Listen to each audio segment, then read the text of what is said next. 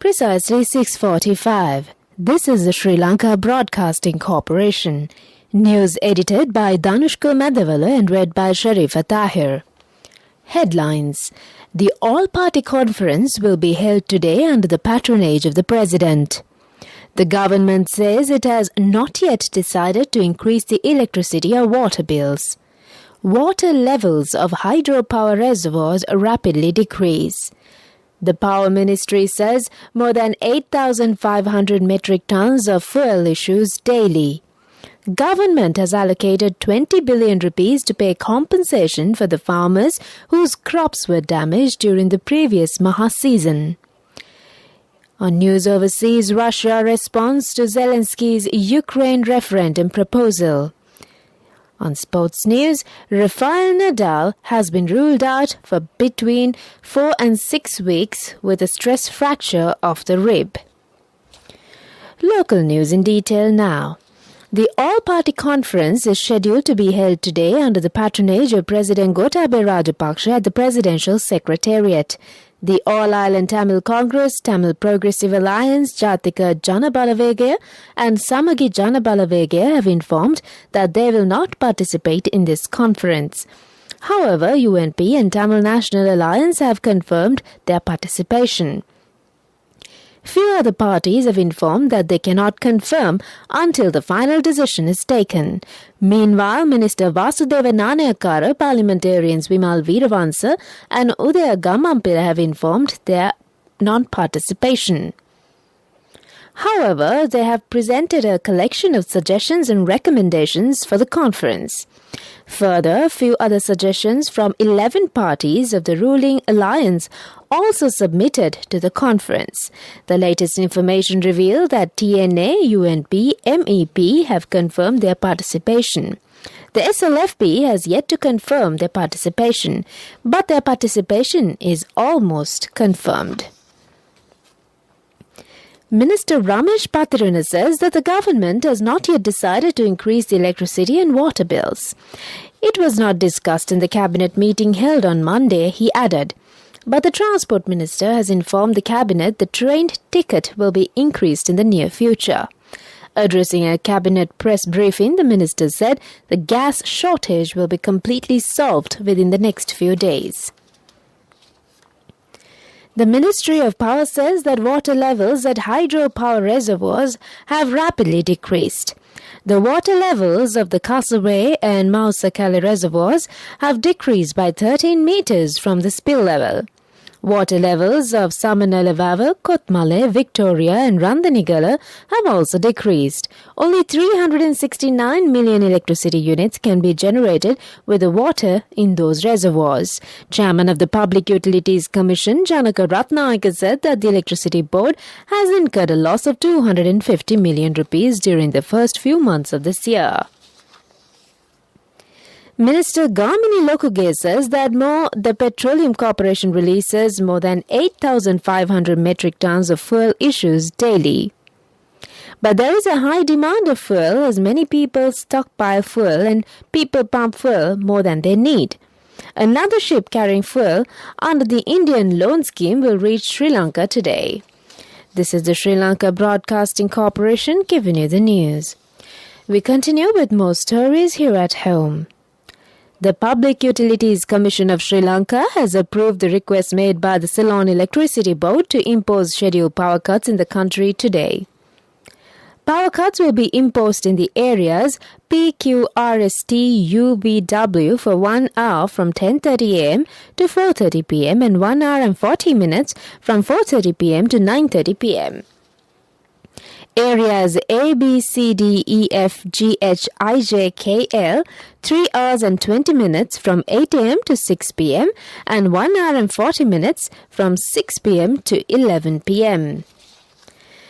The 9th death anniversary of veteran musician Patrick Denipatia falls today. In a career spanning more than 5 decades, Patrick has contributed immensely, especially towards the Sinhala cinema. He served in more than 200 films.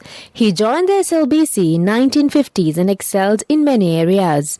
He was part of the movement that brought Western music to Sri Lanka in the 1960s. He also pioneered in introducing the electric Hawaiian guitar into Sri Lanka's Sinhala music industry. He was also responsible for the musical composition, arrangements, music direction and performance of many Sinhala songs and films from the early 1950s to 1997. The talented musician composed several popular songs and was the music director of the movie Sanakelia. He composed several popular songs like Udarata Manike, Piumehi Paniboti and many hundred others. That's local news for the moment. The main news story is brought to you by Siddhalopa Vedamahatmya. Government has allocated 20 billion rupees to pay compensation for the farmers whose crops were damaged during the previous Maha season. Director General of Agrarian Services A.H.M. Abhiratna said that the payments will be made from the end of next month. 50,000 rupees will be paid as compensation for 1 hectare of crop damage. 800,000 paddy fields have been cultivated island-wide. Crop damages have occurred only in 30% of those paddy fields. A report on crop damages has been obtained and the payments will be made at district level. The main news story was brought to you by Siddhalopa Vedamahatmya. Watch Live is brought to you by More prizes, more gains with CIB New Year offers. Valuable gifts for every bill. 20% discount for bank cards until 10th of April. Visit CIB today. Minister Dinesh Gunawardena says that Parliament should pay its attention on the audit report on regulating schools that are not under the government.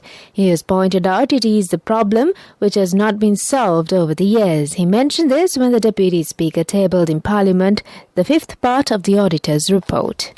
More prizes, more gains with CIB New Year offers. Valuable gifts for every bill. 20% discount for bank cards until 10th of April. Visit CIB today. World News, brought to you by courtesy of No matter what anyone says, for your lease, visit the Leasing Mahagedara. People's Leasing, Friendly Leasing Mahagedara. More information from the nearest People's Leasing branch. People's Leasing, the trusted leader. World News headlines: Russia responds to Zelensky's Ukraine referendum proposal. Russia has failed to achieve objectives in Ukraine, US says. Cause of deadly China Eastern jet crash still a mystery. World News in detail. Russia has said that a proposal from Ukrainian President Zelensky to put the terms of a possible peace deal up for a referendum will only hurt ongoing talks aimed at ending a conflict between the two countries. Moscow launched a military attack on its neighbor late last month. Kremlin spokesman Dmitry Peskov said yesterday that they are convinced that putting the terms before the public at this moment can only undermine the negotiations that are already going a lot slower and are less substantial than we want them to be. The Ukrainian leader has previously proposed various plebiscites that have never come to fruition. The Russian and Ukrainian delegations held several rounds of talks in Belarus in person before eventually switching to discussions via video link in a bid to speed up the process. Russia has failed to achieve its goals in Ukraine, U.S. National Security Advisor Jake Sullivan has said, warning that despite the apparent Russian setbacks, the war will not end easily or rapidly. Speaking from the White House yesterday, Sullivan said Russia had set 3 objectives for itself when it started its unprovoked invasion, subjugating Ukraine, enhancing Moscow's power and prestige, and dividing the West. Finally, on World News, crash investigators have said that they do not yet know why a China Eastern jet carrying 132 plunged from the sky, with recovery teams still scoring a forested mountainside for the flight recorders from the Boeing aircraft. The velocity of the crash, which left twisted metal and scattered passengers' belongings across a swath of forest, meant no survivors had been found nearly 36 hours after Monday's crash. It is China's deadliest air disaster in 30 years in a country with an enviable air safety record. That's on World News. World News. Brought to you by courtesy of... For your wheel lease, visit the Leasing Mahagedara. People's Leasing, friendly leasing Mahagedara. More information from the nearest People's Leasing branch. People's Leasing, the trusted leader. Development News is brought to you by... Let's take all out of the coconut tree and make the island thriving and prosperous. Call our hotline 1928. WhatsApp 070 400 1928. And on development news, many effective measures have been taken by the government to promote gem mining industry. A pension scheme will also be introduced to the employees involved in this industry. There are more than 8,000 people involved in gem mining industry. Director of the National Gem and Jewelry Authority, PW Amarasiri, said on handbook showing the working guidelines and preventing accident has been issued to the gem mining employees. Development News was brought to you by... The coconut tree is well grown in almost all the parts of the island. It is an exceptional source of extra income. The shell, the husk and almost all the parts of the coconut tree makes you money, providing you with an excellent extra source of income. It will also help to nourish the economy of the country. You will be guided with all necessary informations regarding the coconut cultivation, with the novel cultivation techniques and all other related and upgraded informations by the Coconut Research Institute, Lunavilla. Call our hotline 1928. WhatsApp 070 400 1928. Sports News is brought to you by... Sampath Bank, we present your future.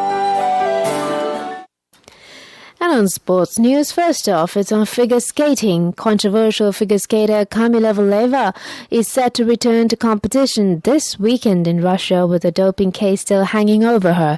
The 15-year-old crashed out of medal contention in the women's singles at February's 2022 Winter Olympics. She was allowed to compete despite a failed drugs test coming to light after she had helped the Russian Olympic Committee win the team event. Valieva is set to compete in the Channel 1 Cup in Saransk. And in tennis news, Rafael Nadal has been ruled out for between 4 and 6 weeks with a stress fracture of the rib. The injury occurred on Saturday during the Spaniards' win against Carlos Alcaraz in the Indian Wells semi-final. The 21-time Grand Slam champion found breathing painful and said he was dizzy as he lost the final to Taylor Fritz. Nadal, 35, is expected to miss both of next month's clay court events in Monte Carlo and Barcelona, while the French Open begins in Paris on the 22nd of May. Nadal has won the title at Roland Garros a record 13 times. Finally on soccer, Manchester United midfielder Paul Pogba says burglars stole his World Cup winners' medal when they broke into his home. The France international, who's 29, spoke of his family's worst nightmare last week when his home was burgled during his side's Champions League game against Atletico Madrid. His 2 young children and their nanny were in the house at the time. France won the World Cup in 2018, beating Croatia 4-2 in the final in Moscow, with Pogba scoring France's third goal. That's on sports news.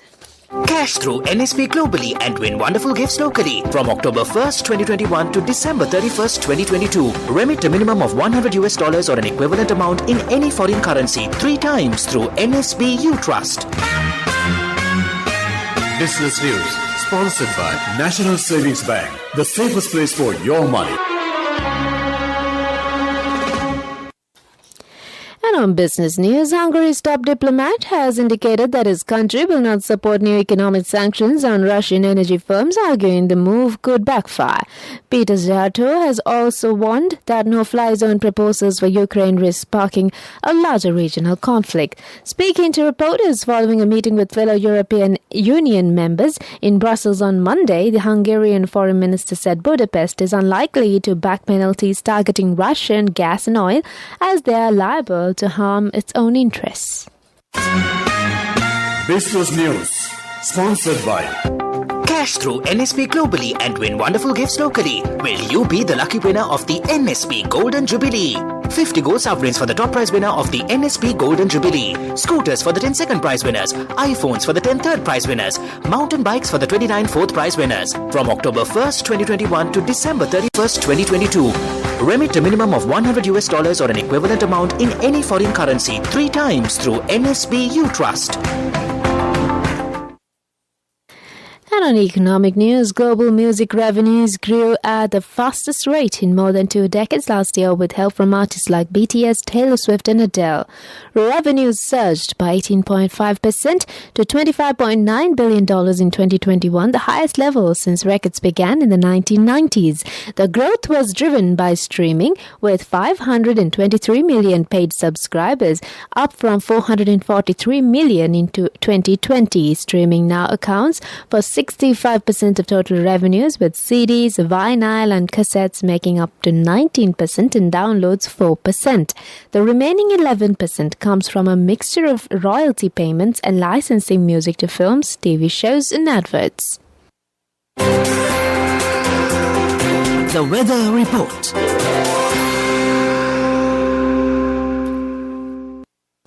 And on the weather update, atmospheric conditions are favorable for the formation of evening thunder showers during the next few days. Showers of thunder showers will occur at several places in northern, north central, eastern, central, Sabaragamuwa and Uru provinces after 2 p.m. General public is kindly requested to take adequate precautions to minimize damages caused by temporary localized strong winds and lightning during thunder showers. And before we wind up this bulletin of news, back to the headlines. The all-party conference will be held today under the patronage of the President. The government says it has not yet decided to increase the electricity or water bills. Water levels of hydropower reservoirs rapidly decrease. The Power Minister says more than 8,500 metric tons of fuel issues daily. Government has allocated 20 billion rupees to pay compensation for the farmers whose crops were damaged during the previous Maha season. News overseas, Russia responds to Zelensky's Ukraine referendum proposal. Sports, Rafael Nadal has been ruled out for between 4 and 6 weeks with stress fracture of the rib. That's the bulletin for you for this morning.